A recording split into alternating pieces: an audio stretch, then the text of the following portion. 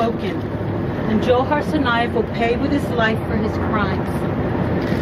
Make no mistake, the defendant claimed to be acting on behalf of all Muslims.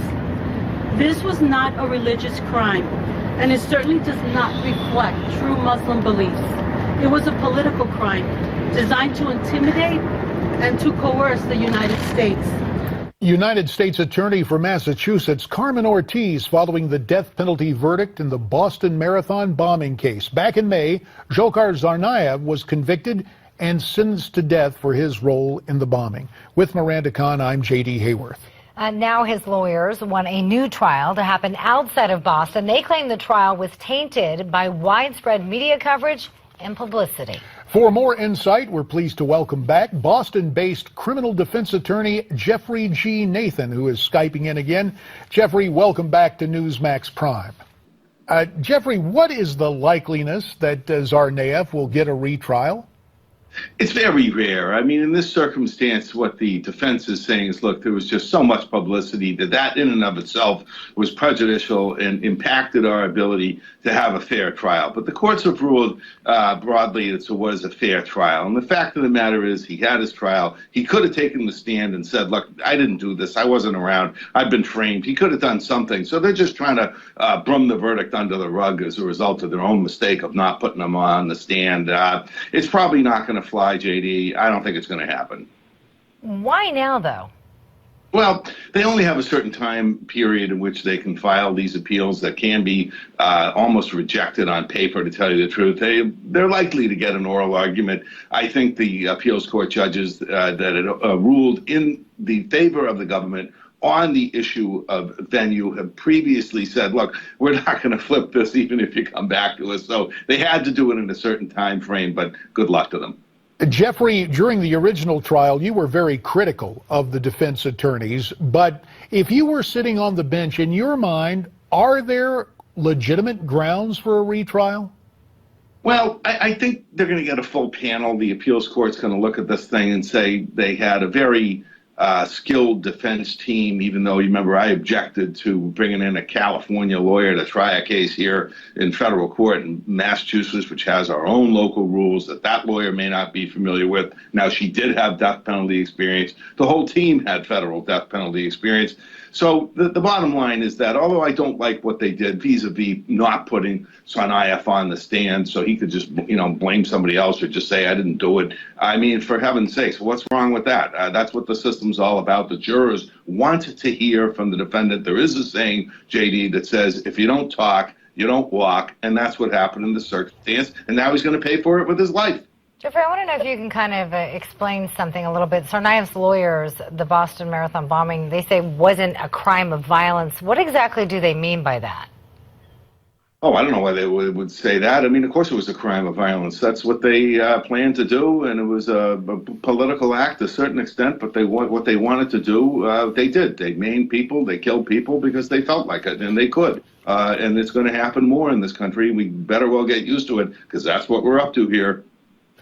Geoffrey, we heard about reactions based perhaps not on law but on politics after the jury sentenced Tsarnaev to death. Do you think his lawyers are trying to take the political pulse of the greater Boston area and somehow, some way that plays into this request for a new trial? Well, of course, remember, they did get the taxpayers to pay for a jury consultant that probably come back and said, look, this is the data that I have. It's not favorable to you, showing that people want this defendant convicted. Why don't you try and throw it out to Western Massachusetts? Maybe you'll get a better look at the thing.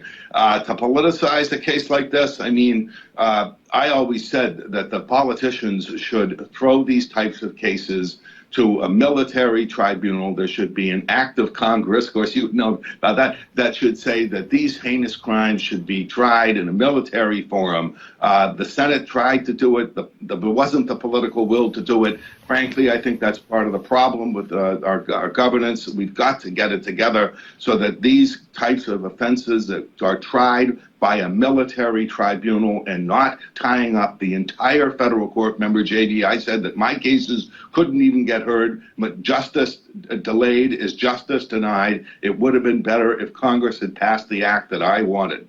Well, Geoffrey, you'll have to talk to the Massachusetts delegation, or maybe folks watching tonight will weigh in with their particular member of Congress.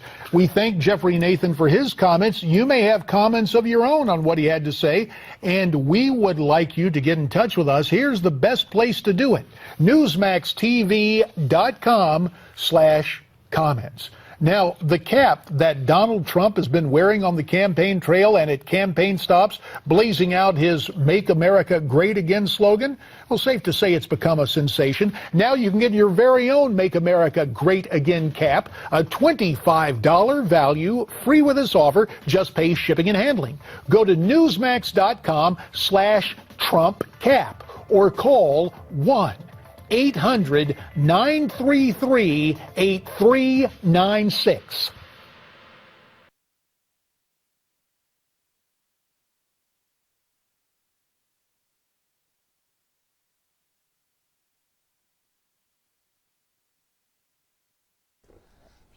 And tonight on a Daily Wrap, Americans say the U.S. is doing badly as President Obama's disapproval ratings increase. A Green Beret is getting kicked out of the U.S. Special Forces for helping a young victim of abuse. The question is why? A new poll finds Donald Trump will likely get the GOP nomination. And the stock markets closed today at dismal lows. This is the Daily Wrap, live from New York City.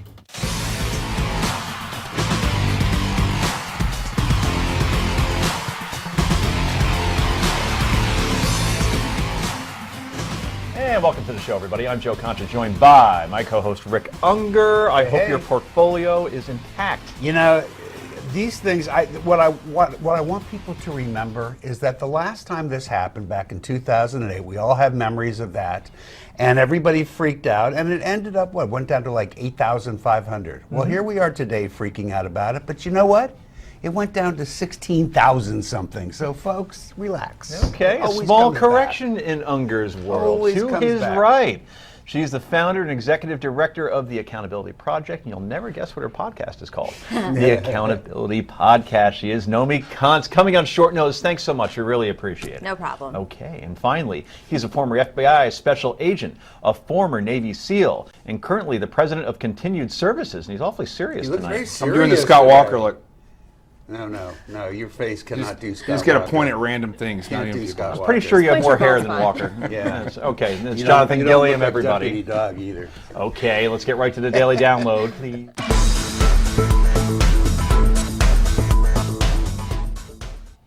As you know, we talk a lot about polls on this show, but what we haven't talked about lately is the president himself. In the latest CNN ORC poll, President Obama's disapproval rating is past the 50% mark, with his worst ratings coming on how he's handling ISIS and Iran. Here's how it all breaks down. 51% disapprove of how the president handles his presidency overall. The majority of respondents also disapprove of the way the president is handling the economy and foreign affairs. Overall, 52% of the poll's respondents say things are going badly in the country, compared to 48% who think things are going quite swell.